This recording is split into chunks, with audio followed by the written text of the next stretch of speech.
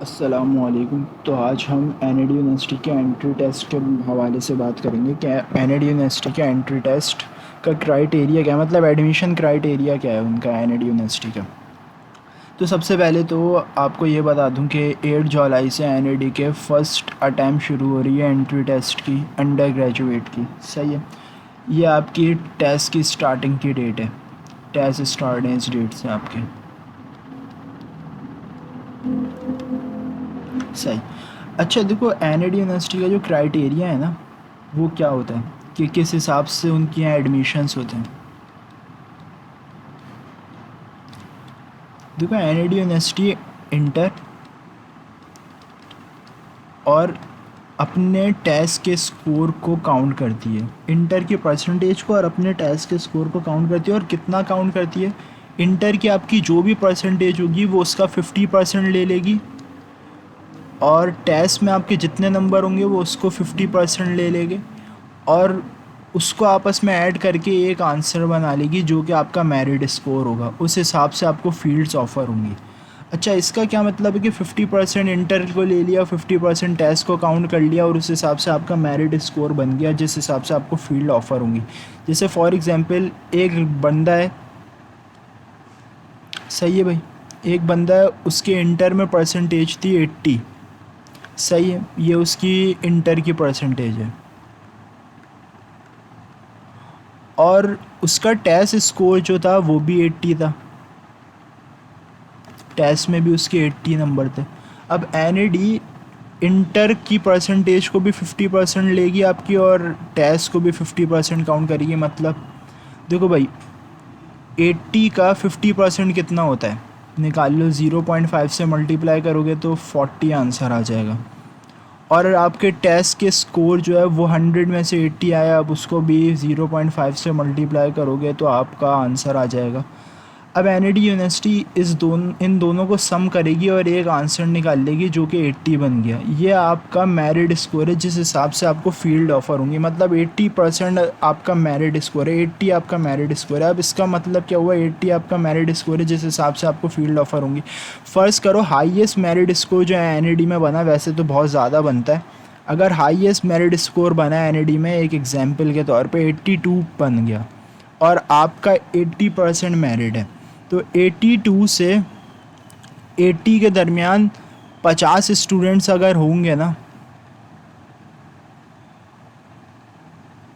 तो पहले उन 50 स्टूडेंट्स को फील्ड ऑफ़र की जाएंगी, फिर 51 वाले नंबर पे आपको फील्ड ऑफ़र की जाएगी।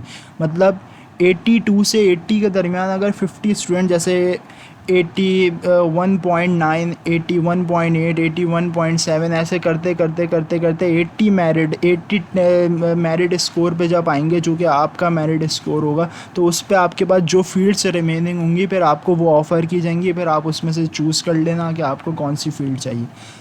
सही, उम्मीद है कि ये समझ में आया होगा कि किस तरीके से एनएडी में मेरिट स्कोर को काउंट किया जाता है, मतलब किस तरीके से एडमिशन क्राइटेरिया होता है उनका, कि किस तरीके से आपका मेरिट बनता है।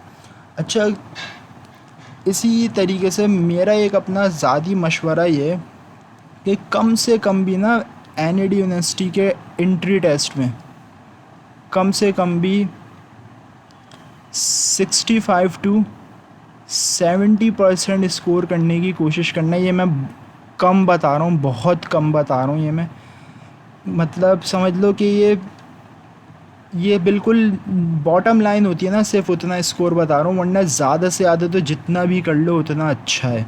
दरमियाना स्कोर जो एनएडी यूनिवर्सिटी में काउंट होगा ना आपका, वो 100 में से 80% होगा, क्योंकि बहुत बहुत बच्चे टेस्ट देते हैं और बहुत मुश्किल हो जाता है एडमिशन लेना जिनके 50% नंबर होते हैं, क्योंकि उनका ये होता है कि 100 में से आप 50% नंबर ले लो तो आप पास हो गए टेस्ट में। अब जो बच्चे 50% नंबर लेके बैठे हुए होते हैं वो खुशफहमी में होते हैं कि हमारा एडमिशन हो जाएगा उसमें, मगर बाज़ दफ़ा ऐसा होता नहीं है कि उनका एडमिशन हो जाए।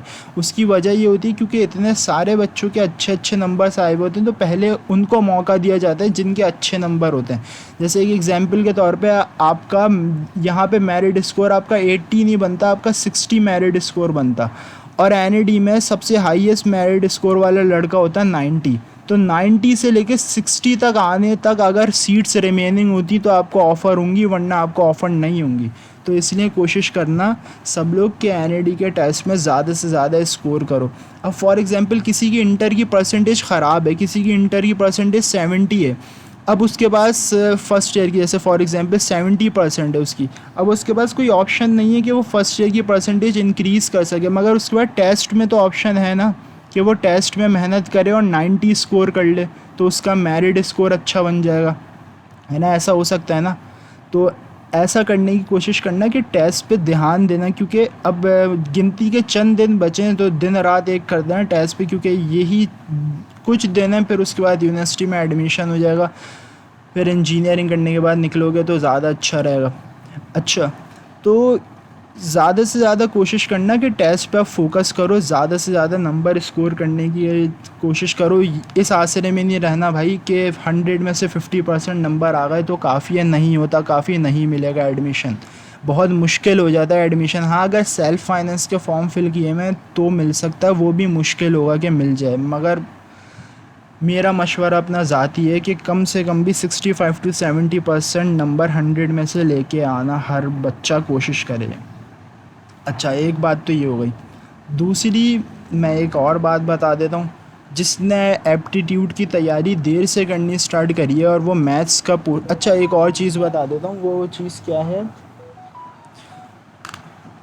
एक और चीज़ बता देता हूँ, वो चीज़ क्या है कि एनएडी यूनिवर्सिटी में के जो टेस्ट में 4 पोर्शंस आते हैं आपके पास, और वो 4 पोर्शंस कौन कौन से होते हैं, किन किन सब्जेक्ट्स के वो 4 पोर्शंस होते हैं। जैसे कि एक पोर्शन आपके पास मैथ्स का होता है, एक पोर्शन आपके पास इंग्लिश का होता है, एक पोर्शन आपके पास फ़िज़िक्स का होता है, और एक पोर्शन आपके पास केमिस्ट्री का होता है। अच्छा, सबके इक्वल एमसीक्यूज़ होते हैं, सबके 25 एमसीक्यूज़ होते हैं, सही है, सबके 25 एमसीक्यूज़ होते हैं,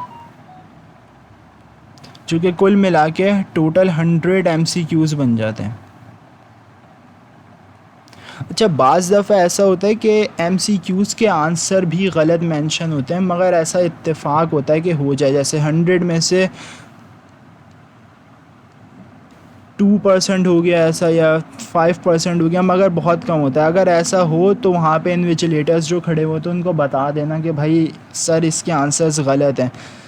अच्छा, मगर ऐसा बहुत कम होता है, बहुत मुश्किल है कि ऐसा हो जाए, हो जाता है बाज़ दफ़ा, मगर कम कम होता है ऐसा। ठीक है, तो यहाँ तक की बात उम्मीद है कि समझ में आई होगी।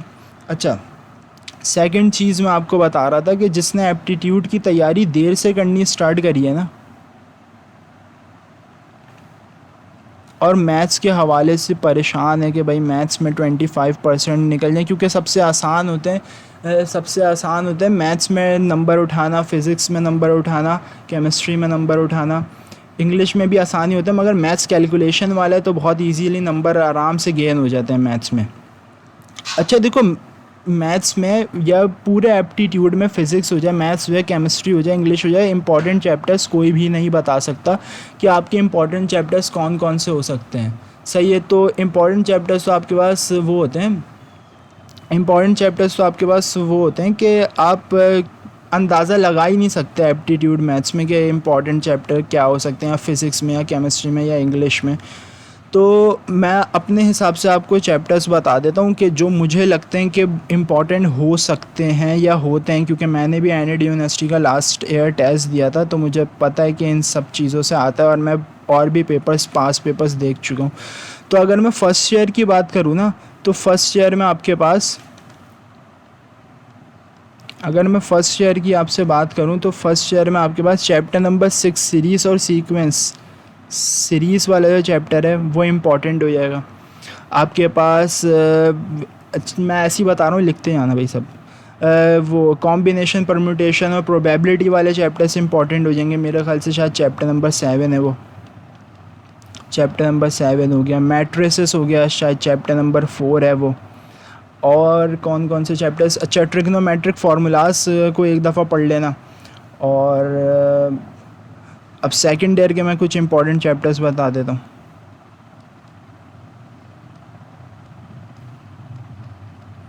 सेकेंड ईयर के इंपॉर्टेंट चैप्टर्स में आपके पास कौन कौन से चैप्टर्स आ जाते हैं? चैप्टर नंबर 4 डेरिवेटिव आ जाता है आपके पास, चैप्टर नंबर 6 इंटीग्रेशन आपके पास आ जाता है, chapter number 8 hyperbola parabola ellipse आपके पास आ जाता है, और चैप्टर नंबर 1 लिमिट्स आपके पास आ जाता है।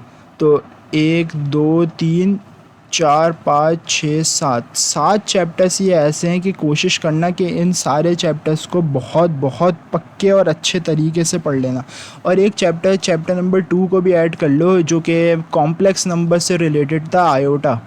सही, तो ये 7 से 8 चैप्टर्स हैं जिन्होंने पूरा कोर्स कवर नहीं किया। वैसे तो मैं बोलूँगा कि पूरा कोर्स कवर करें, अगर कोई किसी के पास टाइम नहीं है, अब 10-12 दिन बचे, पूरा कोर्स कवर नहीं कर सकते मैथ्स का, तो कम से कम ये चैप्टर्स तो लाजमी कवर कर लें। चैप्टर नंबर 4 डेरिवेटिव की वीडियोस तो मैंने भी डाली, मैं कोशिश करूँगा कि बाकी चैप्टर्स भी निपटा दूँ जितने हो सकें, और कोशिश करूँगा कि पास्ट पेपर्स के MCQs भी डाल दूँ अपने चैनल पे, ताकि जिसको समझ में ना आ रहा हो कि किस तरीके से MCQs आते हैं उसे अंदाज़ा हो जाए, क्योंकि लास्ट ईयर और उससे पहले के कुछ MCQs पता चल गए थे, तो इसलिए वो मेरे पास भी हैं, तो मैं कोशिश करूँगा कि वो करा दूँ।